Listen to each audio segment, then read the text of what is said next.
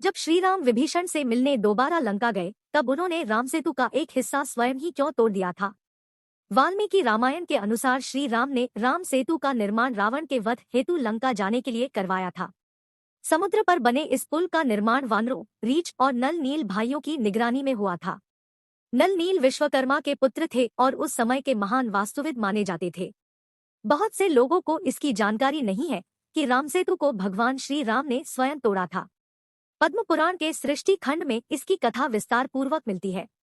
पद्म पुराण के मुताबिक जब श्री राम रावण का वध करके लक्ष्मण और सीता के साथ अयोध्या लौट आए थे और उनका राज्याभिषेक हो गया था, तब एक दिन उनके मन में विभीषण से मिलने का विचार आया।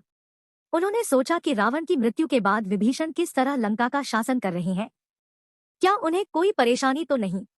ऐसा विचार मन में आने के बाद जब श्री राम लंका जाने की सोच रहे थे, उसी समय वहां भरत भी आ गए।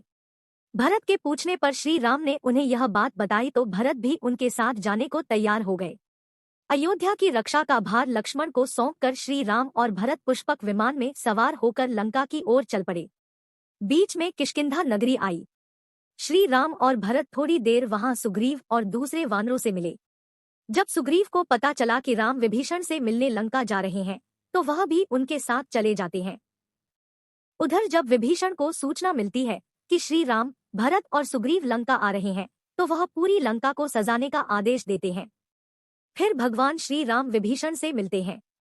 विभीषण सभी से मिलकर बहुत ही प्रसन्न होते हैं।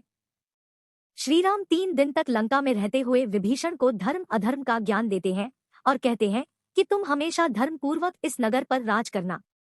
जब श्री राम वापस अयोध्या जाने के लिए पुष्पक विमान पर बैठते हैं तो विभीषण कहते हैं कि श्री राम, आपने जैसा मुझसे कहा ठीक उसी तरह मैं धर्म पूर्वक इस राज्य का ख्याल रखूंगा, लेकिन जब मानव यहाँ आकर मुझे सताएंगे तब मुझे क्या करना है। विभीषण के कहने पर श्री राम ने अपने बाणों से उस पुल के 2 टुकड़े कर दिए। फिर 3 भाग करके बीच का हिस्सा भी अपने बाणों से तोड़ दिया। इस तरह स्वयं श्री राम ने ही रामसेतु को तोड़ दिया था।